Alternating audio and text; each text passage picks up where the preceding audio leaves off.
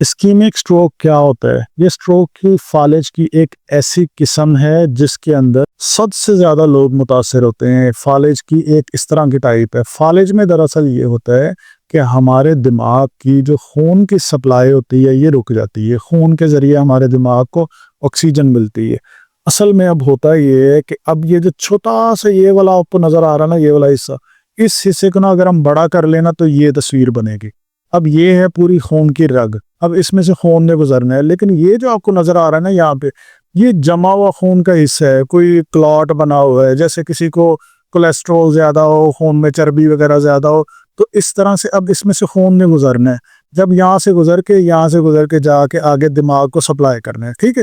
لیکن اگر اس کے سامنے اس طرح کا کوئی کلاٹ آ جائے نا، جمے ہوئے خون کا کوئی پارٹ آ جائے، تو کیا ہوگا کہ خون یہاں پہ آ تو جائے گا لیکن آگے نہیں جا سکے گا۔ جب وہ آگے نہیں جا سکے گا تو کیا ہوگا، ہمارے دماغ کو خون نہیں مل سکے گا، آکسیجن نہیں مل سکے گی۔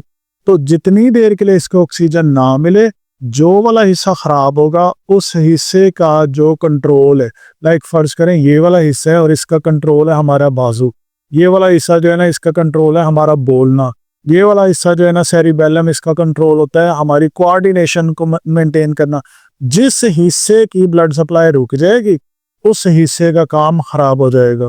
اگر آپ کی خون کی نالی کے اندر کلاٹ کی وجہ سے دماغ کی خون کی سپلائی رک جائے، اسے ہم کہتے ہیں اسکیمک سٹروک۔